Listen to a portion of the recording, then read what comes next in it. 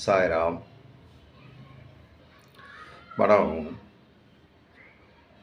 ఈ కర్మయోగంలో 37వ శ్లోకం మనం చెప్పుకున్నాము. ఈరోజు 38 చెప్పుకోవడానికి ప్రయత్నిస్తున్నాం.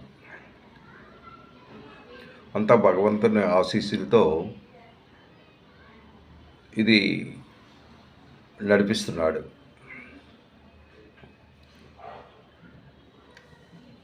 నాకు కొద్దిగా ఒంట్లో బాగోపోయినా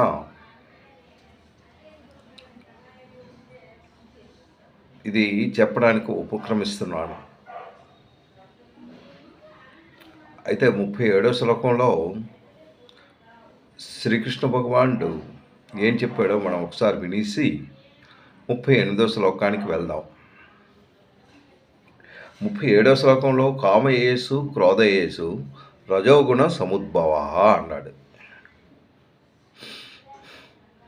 కామయేషు క్రోధయేషు రజోగుణ సముద్భవ మహాసురం మహాపాప్మ విద్యానమిహ వైరిణం.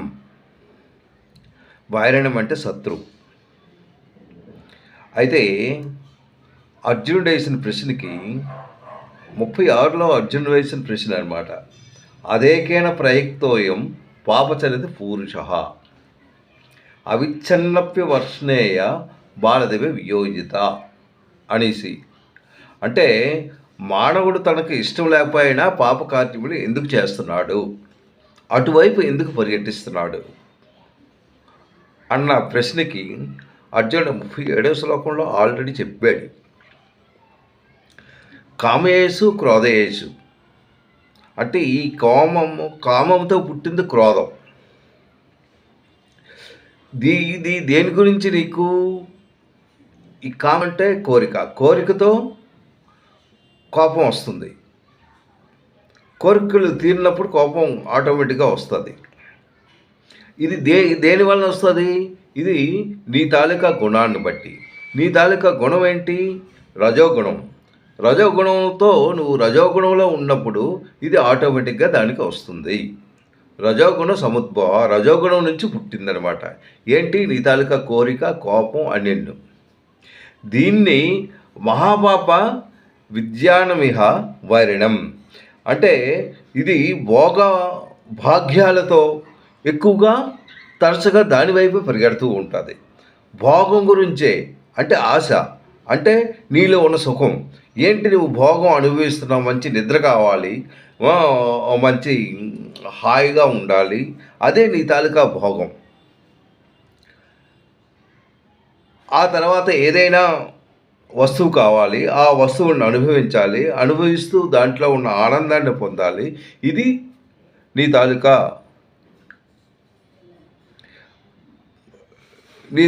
నీ తాలూకా కామం. కామాలు ఎన్నో రకాలుగా ఉంటాయి. ఉదయం నుంచి నువ్వు సాయంత్రం పడుకున్నంత వరకు నీకు ఆశలే ఉంటుంటాయి. ఏదో ఒకటి తినాలనిపిస్తుంది, ఏదో ఒకటి ఒక వస్తువు గురించి పరిగెడుతూ ఉంటావు.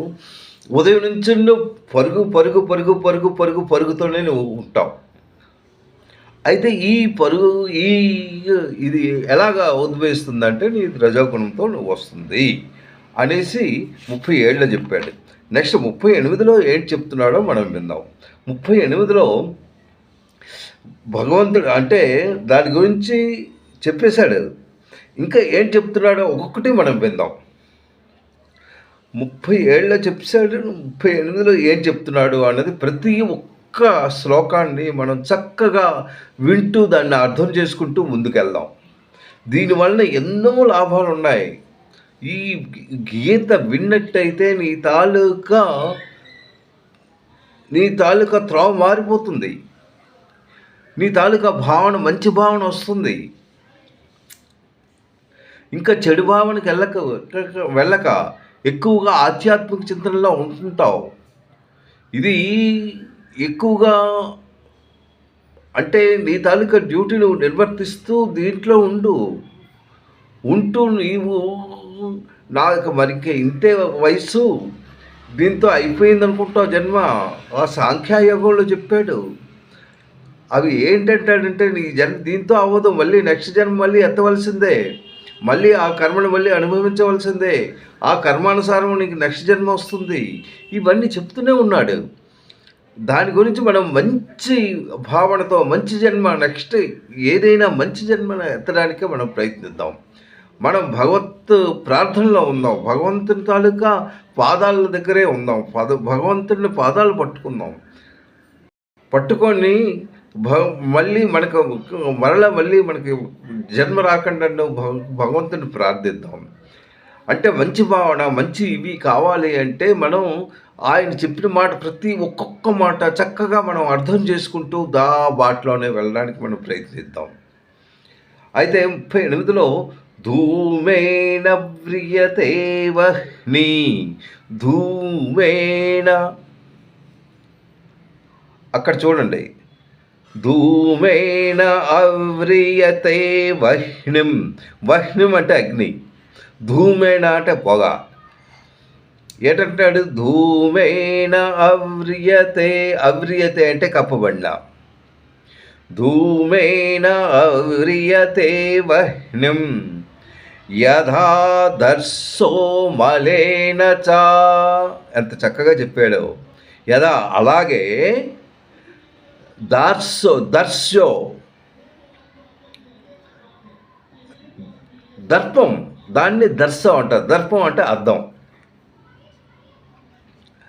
ఇక్కడ ఏంటంటే యథా అలాగే, దర్శో మలేన చ, అందులో ధూళి ఎలా అయితే పడిపోతుందో అద్దంలో, అద్దం ధూళి పట్టినట్టయితే మనం చూడడానికి అవ్వదు. మన నీడ మనకు కనబడదు, మన ముఖం మనకు కనబడదు. అలాగే ఆ ధూళి దానికి పట్టిస్తే మనం దాని దగ్గరికి మనం వెళ్ళాం. దాంతో మనకు ఉపయోగం ఉండదు. అది ఎంతో అనుభవజ్ఞులు అయితే కానీ మనకు తెలియదు. బాగా ధూళి పట్టినట్టయితే మళ్ళీ ఆ ధూళిని శుభ్రంగా తీస్తే కానీ మన ముఖం మనకు కనబడదు. ఇక్కడ అదే అంటున్నాడు, ధూమేన అవ్రియతే వహ్నిం. వహ్నిం అంటే అగ్ని. యథా దర్శో మలేన చ, మలేన చ దుమ్ముతో కూడింది. యథా అలాగే, మళ్ళీ దానికి ఇది అంటే ఉదాహరణలు ఇస్తూ మరొక ఉదాహరణ కూడా చెప్తున్నాడు. యథా ఉల్వేన ఆవృత గర్భం. అవృత అంటే అవ్రియతే అని ఎక్కడ చెప్పాడు? అవృత అన్నాను కప్పబడిన. ఏంటి కప్పింది? అలాగే ఉల్బేనా. ఉల్బేనా అంటే గర్భం దాల్చిన వాళ్ళకి ఎలా అయితే మావి అన్నది గర్భంలో ఏర్పడి ఆ బిడ్డ మావితో కప్పబడి ఉంటుందో, అది కప్పబడి ఉంటుందో ఆ మావిలో ఉంటాడు బిడ్డ. గర్భంలో ఉన్న వాళ్ళు బిడ్డ అప్పుడు కనబడ్డావు. ఎందుకు? మావిలో ఉన్నాడు కనుక, అందులో ఉన్నాడు కనుక ఆ ముఖం కానీ ఏమీ కనబడదు. కదా, ఉల్వేన ఔరుత గర్భ, గర్భం దాల్చిన వాళ్ళకి అది కప్పబడి ఉండును. తదా తేన ఇదం ఔరుతం. తదా అట్లే, తేన ఇదం అలాగే ఈ కామము జ్ఞానంతో కప్పబడి ఉంటుంది. జ్ఞానం బయటకు రావాలంటే ఇవన్నీ తుడిచివేయాలి.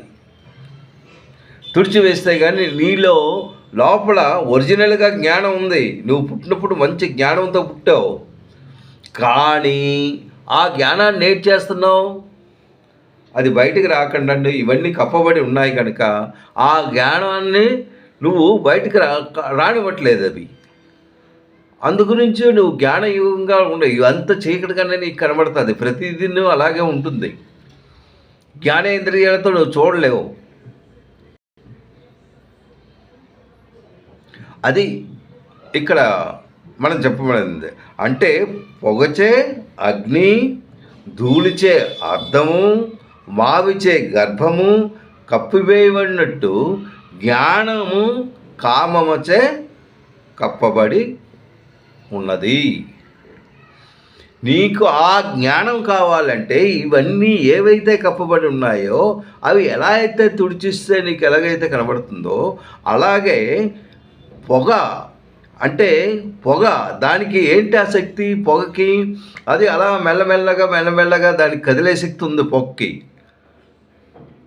కానీ ఆ పొగ వస్తూనే ఉంటుంది, అది వెళ్ళిపోతూనే ఉంటుంది, వస్తూనే ఉంటుంది. ఆ పొగ అలా పుడుతూ ఉంటుంది. కానీ ఎక్కడి నుంచి ఆ పొగ వస్తుంది? కింద అగ్ని ద్వారా ఆ పొగ వస్తుంది. కింద అగ్ని, ఆ అగ్నితో పొగ బయటకు వస్తుంది. లోపల ఏటుందో అగ్ని, ఆ అగ్ని మనకు కనబడదు. అది ఆ అగ్ని ఉన్నంతకాలం ఆ పొగ వస్తూనే ఉంటుంది. అలాగే దర్పం, అద్దం కప్పబడి ఉంటుంది ధూళితో. నీ మామూలుగా ఇలాగ అద్దంలో చూసినా నీ ముఖం కనబడదు. ఎందుకు? అది ధూళిచే కప్పబడి ఉంది కనుక. అది శుభ్రం చేయాలి, ధూళిని తుడాలి. అలాగే ఈ అగ్నిలో ఉన్నది అగ్ని చల్లారాలి. పొగ పోతే కానీ నీకు అగ్ని కనబడదు. అలాగ ఒకదానికి ఒకటి గర్భంలో ఉన్న బిడ్డ నీకు కనబడకుండా మావు కప్పిబడి ఉంటుంది. ఇలాంటివన్నీ చేసి ఇవన్నీ దేనితో కప్పబడి ఉంది? అలాగే జ్ఞానం కూడా కప్పబడి ఉన్నది. ఆ జ్ఞానాన్ని మనం బయటికి రావాలంటే ఆ జ్ఞానం దేనితో కప్పబడి ఉంది? నీ అజ్ఞానంతో. ఏంటి నీ అజ్ఞానం? నువ్వు తెచ్చుకున్న కర్మలు. ఏంటి నువ్వు తెచ్చుకున్న కర్మలు? ఏదైతే గుణాలు ఉన్నాయో ఆ గుణాలు. ఏ గుణాలు నువ్వు తెచ్చుకున్నావు? సత్వగుణం తెచ్చుకున్నావా? రజోగుణం తెచ్చుకున్నావా? తమోగుణం తెచ్చుకున్నావా? నువ్వు తెచ్చుకున్నది రజో తమో గుణాలు. ఈ రెండు గుణాలతో ఏంటంటే నువ్వు ఎప్పుడు మంచి గురించి ఆ గుణాలు కోరవు. ఆ గుణం తాలూకా స్వభావం అది నీలో కాదు. నువ్వు తెచ్చుకున్న గుణాల తాలూకా స్వభావాలవి. అవి ఎప్పుడు చెడ్డ వైపే పరిగెడుతూ ఉంటాయి, ఆ చెడ్డ వైపే వెళ్తూ ఉంటాయి. అందు గురించి దానితో మనకు సంబంధం లేదు. అది నీలో ఉన్న జ్ఞానంతో నీకు సంబంధం ఉండదు. అది దాన్ని బట్టుగా పరిగెడుతూనే ఉంటుంది.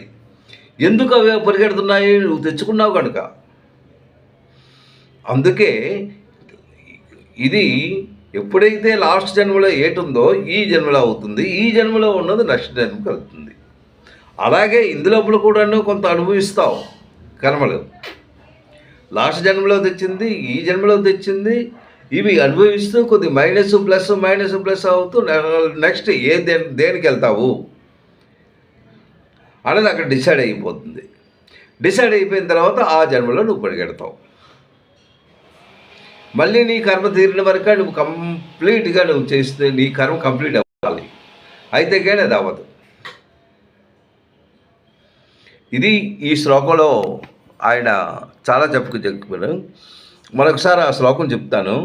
ధూమేన అవ్రియతే వహ్నిం యదా దర్శో మలేన చ యదా ఉల్వేన ఔరుతః తదా తేన ఇదం ఔరుతం. ధూమేన అవ్రియతా వహ్నిం యదా దర్శో మలేన చ యథా ఉల్వేన ఔరుతః గర్భం తదా తేన ఇదం అమృతం. సాయిరామ్. రేపు 38వ శ్లోకం చెప్పుకుందాం. సాయిరామ్. భగవంతుని దయతో మనం ఎప్పుడు ఆయన్నే ప్రార్థించి ఆయన పాదాల చెంతలో ఉన్నట్టు మనం ఎప్పుడు ప్రవర్తించుకుందాం. సాయిరామ్.